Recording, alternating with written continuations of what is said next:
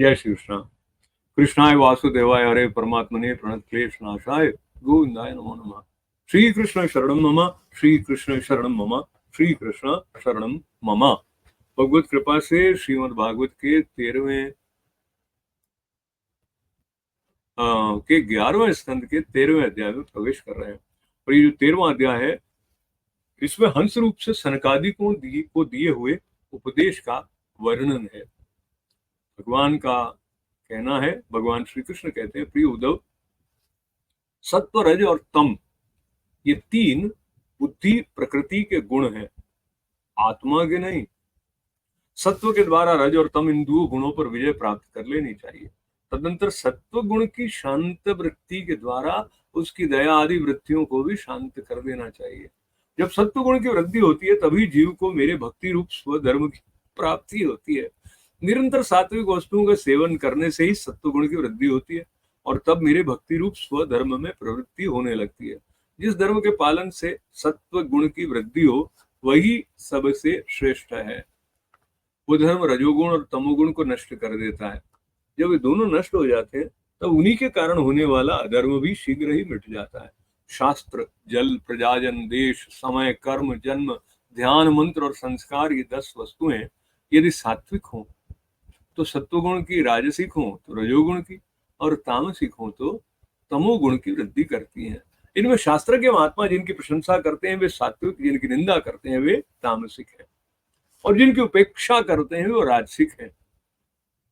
जब तक अपने आत्मा का साक्षात्कार और स्थूल सूक्ष्म शरीर और उसके कारण तीनों गुणों की निवृत्ति न हो, तब तक मनुष्य को चाहिए कि सत्व आदि गुण की वृद्धि के लिए सात्विक शास्त्र आदि का ही सेवन करे, क्योंकि उससे धर्म की वृद्धि होती है और धर्म की वृद्धि से अंतःकरण शुद्ध होकर आत्म तत्व का ज्ञान होता है। बांसों की रगड़ से आग पैदा होती है और वो उनके सारे वन को जलाकर शांत हो जाती है। वैसे ही ये शरीर गुणों के वैषम्य से उत्पन्न हुआ है। विचार द्वारा मंथन करने पर इससे ज्ञान अग्नि प्रज्वलित होती है और वो समस्त शरीरों और गुणों को भस्म करके स्वयं भी शांत हो जाती है। उद्धव जी ने पूछा, भगवान, प्राय सभी मनुष्य इस बात को जानते हैं कि विषय विपत्तियों के घर हैं, फिर भी वे कुत्ते, गधे और बकरे के समान दुख सहन करके भी उन्हीं को ही भोगते रहते हैं। इसका क्या कारण है? भगवान श्री कृष्ण ने कहा, प्रिय उद्धव, जीव जो अज्ञानवश अपने स्वरूप को भूलकर हृदय से सूक्ष्म स्थूल आदि शरीरों में हम बुद्धि कर बैठता है, क्योंकि सर्वथा भ्रमी है, तब उसका सत्व प्रधान मन घोर रजोगुण की तरफ झुक जाता है और उससे व्याप्त हो जाता है। बस जहां मन में रजोगुण की प्रधानता हुई कि उसमें संकल्प विकल्पों का तांता बंध जाता है। अब वो विषयों का चिंतन करने लगता है, अपनी दुर्बुद्धि के कारण काम के फंदे में फंस जाता है, जिससे फिर छुटकारा होना बहुत ही कठिन है। अब वो ज्ञानी कामवश अनेक प्रकार के कर्म करने लगता है और इंद्रियों के वश होकर ये जानकर भी कि इन कर्मों का अंतिम फल दुख ही है, उन्हीं को करता है। उस समय वो रजोगुण के तीव्र वेग से अत्यंत मोहित रहता है। यद्यपि विवेकी पुरुष का चित्त भी कभी कभी रजोगुण और तमोगुण के वेग से विक्षिप्त होता है, तथापि उसकी विषयों में दोष दृष्टि बनी रहती है। इसलिए वो बड़ी सावधानी से अपने चित्त को एकाग्र करने की चेष्टा करता रहता है, जिससे उसकी विषयों में आसक्ति नहीं होती। साधक को चाहिए कि आसन पर और प्राण वायु पर विजय प्राप्त कर अपनी शक्ति और समय के अनुसार बड़ी सावधानी से धीरे धीरे मुझ में अपना मन लगावे, और इस प्रकार अभ्यास करते समय अपनी असफलता देखकर तनिक भी ऊबे नहीं, बल्कि और भी उत्साह से उसी में जुड़ जाए। प्रिय उद्धव, मेरे शिष्य सनकादि परमर्षियों ने योग का वही स्वरूप बताया है कि साधक अपने मन को सब ओर से खींचकर विराट आदि में नहीं, साक्षात मुझ में ही पूर्ण रूप से लगा दे। उद्धव जी ने कहा, श्री कृष्ण, आपने जिस समय जिस रूप से सनकादि परमर्षियों को योग का आदेश दिया था, उस रूप को मैं भी जानना चाहता हूँ। भगवान श्री कृष्ण ने कहा, प्रिय उद्धव, सनकादि परमर्षि ब्रह्मा जी के मानस पुत्र हैं। उन्होंने एक बार अपने पिता से योग की सूक्ष्म अंतिम सीमा के संबंध में इस प्रकार प्रश्न किया था।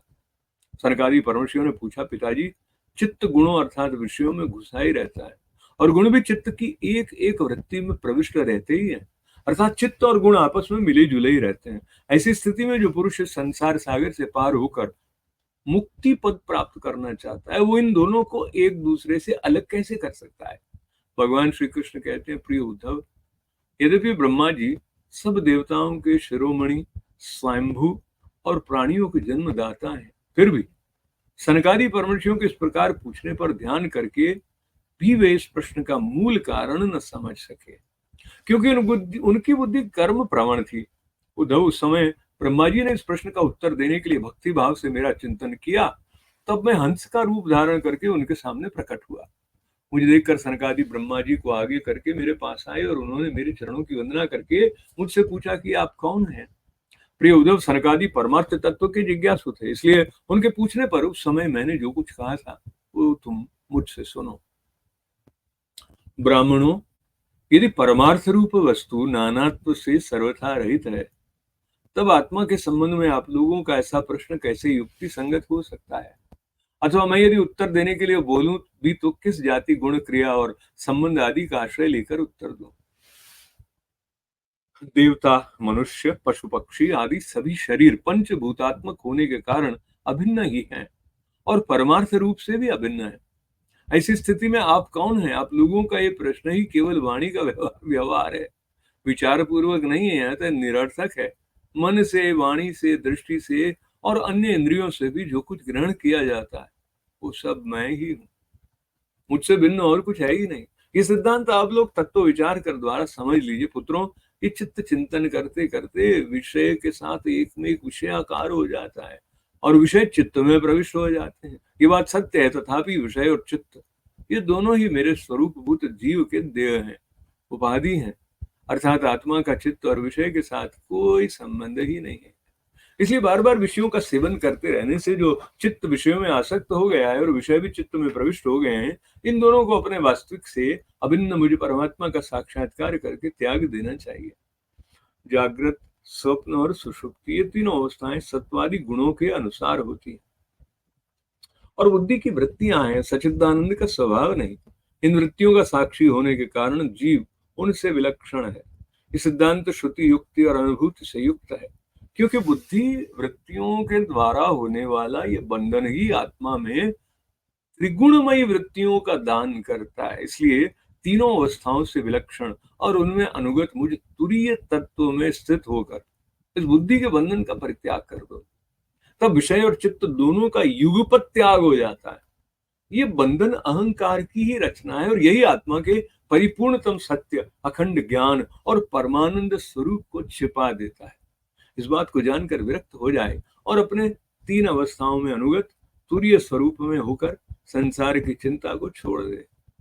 जब तक पुरुष की भिन्न भिन्न पदार्थों में सत्यत्व बुद्धि, अहम बुद्धि और मम बुद्धि युक्तियों के द्वारा निवृत्त नहीं हो जाती, तब तक वो अज्ञानी यद्यपि जागता है तथापि सोता हुआ सा रहता है।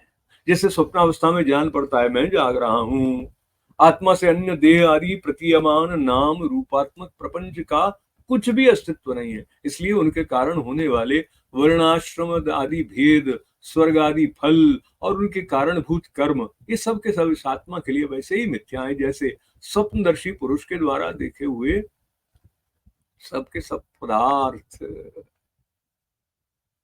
जो जागृत अवस्था में समस्त इंद्रियों के द्वारा बाहर दिखने वाले संपूर्ण क्षणभंगुर पदार्थों को अनुभव करता है और स्वप्न अवस्था में हृदय में ही जागृत में देखे हुए पदार्थों के समान ही वासनामय विषयों का अनुभव करता है और सुषुप्ति अवस्था में उन सब विषयों को समेट कर उनके लय को भी अनुभव करता है। वो एक ही है।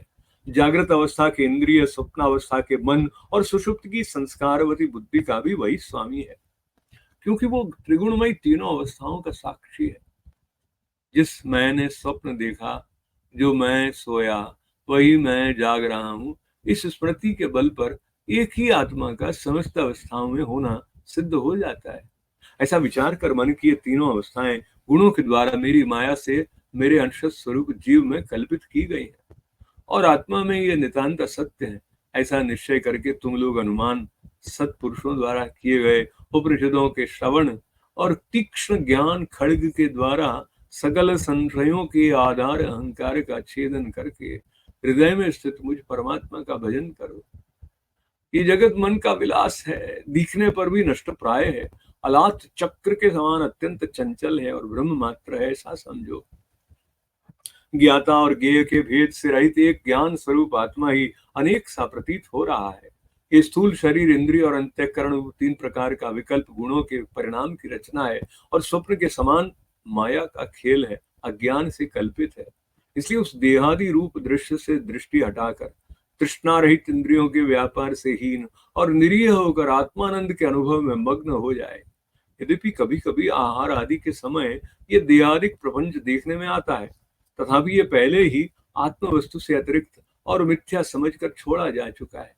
इसलिए वो पुनः भ्रांति मूलक मोह उत्पन्न करने में समर्थ नहीं हो सकता। देहपात पर्यंत केवल संस्कार मात्र उसकी प्रतीति होती है। जैसे मदिरा पीकर उन्मत्त पुरुष ये नहीं देखता कि मेरे द्वारा पहना हुआ वस्त्र शरीर पर है या गिर गया, वैसे ही सिद्ध पुरुष जिस शरीर से उसने अपने स्वरूप का साक्षात्कार किया है, वो प्रावृतवश खड़ा है या बैठा है या देववश कहीं गया है आया है, नश्वर शरीर संबंधी इन बातों पर दृष्टि नहीं डालता। प्राण और इंद्रियों के साथ ही शरीर भी प्रारब्ध के अधीन है, इसलिए अपने प्रारंभिक कर्म जब तक हैं तब तक उनकी प्रतीक्षा करता ही रहता है। परंतु आत्म वस्तु का साक्षात्कार करने वाला और समाधि पर्यंत योग में आरूढ़ पुरुष स्त्री पुत्र धन आदि प्रपंच के सहित उस शरीर को फिर कभी स्वीकार नहीं करता, अपना नहीं मानता। जैसे जगा हुआ पुरुष स्वप्नावस्था के शरीर आदि को, सर्गादि ऋषियों मैंने तुमसे जो कुछ कहा है वो सांख्य और योग दोनों का गोपनीय रहस्य है। मैं स्वयं भगवान हूँ, तुम लोगों को तत्व ज्ञान का उपदेश करने के लिए ही आया हूं, ऐसा समझो। विप्रवरों में योग सांख्य सत्य हरित मधुर भाषण तेज श्री कीर्ति और दम इंद्रिय निग्रह इन सब का परम गति परम अधिष्ठान हूं। मैं समस्त गुणों से रहित हूं और किसी की अपेक्षा नहीं रखता, फिर भी साम्य असंगता आदि सभी गुण मेरा ही सेवन करते हैं, मुझ में ही प्रतिष्ठित हैं, क्योंकि मैं सबका हितैषी सुहृद प्रियतम और आत्मा हूं। सच पूछो तो उन्हें गुण कहना भी ठीक नहीं है, क्योंकि वे सत्वादि गुणों के परिणाम नहीं है और नित्य हैं। प्रिय उद्धव, इस प्रकार मैंने सनकादि मुनियों के संशय मिटा दिए। उन्होंने परम भक्ति से मेरी पूजा की और स्तुतियों द्वारा मेरी महिमा का गान किया। जब उन परमर्षियों ने भली भांति मेरी पूजा और स्तुति कर ली, तब मैं ब्रह्मा जी के सामने ही अदृश्य होकर अपने धाम में लौट आया। यदि श्रीमद्भागवते महापुराणे पारमहंस्यां संहितायां एकादश स्कंदे त्रयोदशो अध्यायः। हरि ओम तत्सत्। श्री कृष्ण शरणं मम, श्री कृष्ण शरणं मम, श्री कृष्ण शरणं मम। श्री कृष्णार्पणमस्तु। कृष्णाय वासुदेवाय हरये परमात्मने प्रणत क्लेश नाशाय गोविंदाय नमो नमः। अब यह 13वां अध्याय संस्कृत भाषा में भगवत कृपा से। अथ त्रयोदशो अध्यायः।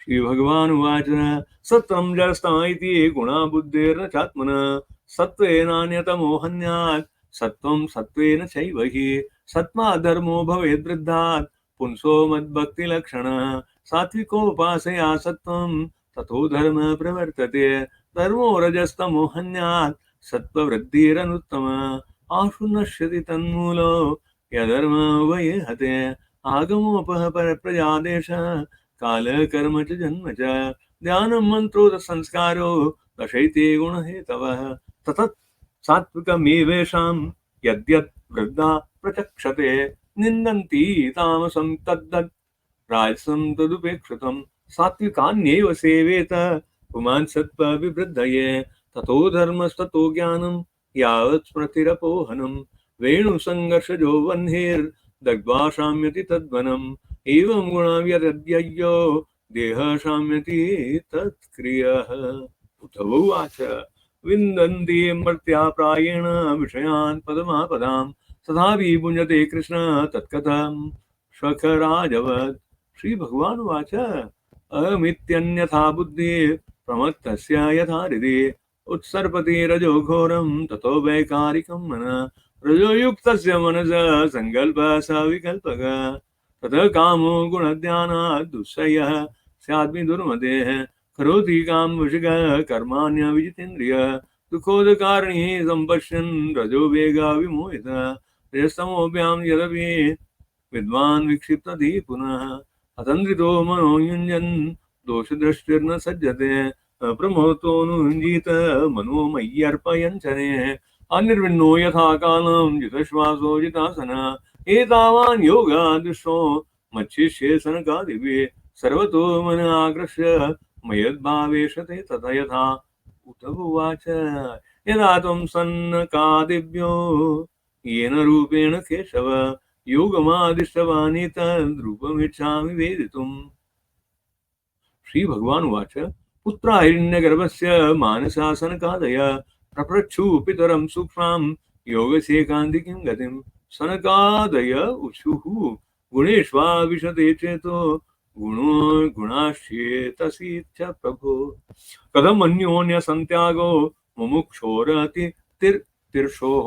श्री भगवान उवाच एवं पृष्टो महादेव स्वयंभूर्भूत भावन ध्यायमान प्रश्नबीजं नाव्यपद्यत् कर्म धीः स माम चिन्तयद्देव प्रश्नपारतितीर्षया तस्यां स्वरूपेण सकाशगम तदा दृष्ट्वा मां त उपृज्य कृत्वा पादाभिवन्दनं ब्रह्मणां कृत कृत्वा पृच्छुको भवानिति। इत्यहं मुनिभिः पृष्ट सत्त्वजिज्ञासुभिस्तदा यदवोचमहं तेभ्यस्तद्दुद्धव निबोध मे। वस्तुनो यद नानात्वम् आत्मान प्रश्नैदृश्यः कथं घटेद्वो विप्रा वक्तुर्वामीकाशय पञ्चात्मकेषु भूतेषु समानेषु च वस्तुतः को भवानीति वा प्रश्नो वाचारम्भो यनर्थकः मनसा वचसा दृष्ट्या ग्रह्यतेऽन्यैरपीन्द्रियैः अहमेव न मत्तोऽन्यदिति बुद्ध्या द्वमञ्जसा गुणेष्वा विशते चेतो गुणाश्चेतसि च प्रजाः जीवस्य देहुभयं गुणाश्चेतो मदात्मनः गुणेषु चाविशच्चित्त माभीक्ष्णं गुणसेवया गुणाश्च चित्तप्रभवा मद्रूपौभयं त्यजेत् जाग्रत् स्वप्न सुषुप्तं च गुणतो बुद्धिवृत्तया तासां विलक्षणो जीव साक्षित्वेन विनिश्चितन् यर्हि सन्त्रतिबन्धो यमात्मनो गुणवृत्तिदः मयि तुर्ये स्थितो जय्यात् त्यागस्त गुणचेतसाम् अहङ्कार कृतं बन्ध मात्मानोऽर्थ विपर्ययम् विद्वान् निर्विद्य संसार चिन्तां तुर्ये स्थितस्त्यजेत् यावन्नार्थादति पुंसो नानिवर्तेत युक्तिभिः जागर्त्यपि स्वप्नज्ञ स्वप्ने जागरणं यथा असत्त्वादात्मन्योन्येषां भावानां तत्कृताभिधा कतयो हि तवश्चास्य वर्षा स्वप्नदृशो यथा यो जागरे बहिरनुक्षण धर्मिणोऽर्थान् भुङ्क्ते समस्तकरणैर्प्रति तत्सद्रक्षान् स्वप्ने सुषुप्त उपसंहरते स एकः संवृत्त्यमन्त्र्या त्रिगुणवृत्तिद्रक्तिन्द्रियज्ञेश एवं विवश्च गुणतो मनस्त्रवस्था मन्मायया मयि कृता इति निश्चितार्था संच्छिद्य हार्दमनुमान सदुक्ति तीक्ष्ण ज्ञानासिना भजतमाखिल संशयादिम् ईक्षेद विभ्रममिदं विनसो विलासं दृष्टं विनष्टमतिलोलम लातचक्रम् विज्ञानमेकमुरदेव विभाति माया स्वप्नस्त्रिधा गुणविसर्ग कृतो विकल्प दृष्टिं ततः निवर्त्य निवृत्ततृष्णस्तूष्णी भवे निज सुखानुभवो निरीह संरच्यते क्वच यदीदमवस्तु बुद्ध्या त्यक्तं भ्रमाय न भवेत् स्मृतिरानिपातात् देहं च नश्वरमवस्थितिमुत्थितं वा सिद्धो न पश्यति यथोद्यमगम तत् स्वरूपं देवादपेतमुत देववशादुपेतं वासो यथा परिकृतं मदिरामदान्ध देहोऽपि दैववशगः खलु कर्म यावत् स्वारम्भकं प्रति समीक्षत एव सासु तं सप्रपञ्चमधिरूढसमाधियोग स्वाप्नं पुनर्न भजते प्रतिबुद्ध वस्तु मय्येतदुक्तं वो विप्रा गुह्यं यत्साङ्ख्ययोगयो जानीतमागतं यज्ञं युष्मधर्म विवक्षया अहं योगस्य साङ्ख्यस्य सत्यस्यर्थस्य तेजसा परायणं द्विजश्रेष्ठा श्रियकीर्तिर्दमस्य च मां भजन्ति गुणा सर्वे निर्गुणं निरपेक्षकं सुहृदं प्रियमात्मानं साम्यासङ्गादयो गुणाः इति मे छिन्न सन्देहा मुनय सनकादय सभाजयित्वा परया भक्त्यार्गणत संस्तवेः तेरहं पूजितः सम्यक् संस्तुतः परमर्षिभिः त्ययाय स्वगं धाम पश्यत परमेष्ठिनः। श्रीमद्भागवते महापुराणे पारमहंस्यां संहितायाम् एकादशस्कन्धे त्रयोदशोऽध्यायः। हरि ओम् तत्सत्। श्रीकृष्ण शरणं मम, श्रीकृष्ण शरणं मम, श्रीकृष्ण शरणं मम। कृष्णाय वासुदेवाय हरे परमात्मने प्रणत क्लेश नाशाय गोविंदाय नमो नमः। श्री कृष्णार्पणमस्तु। जय श्री कृष्ण।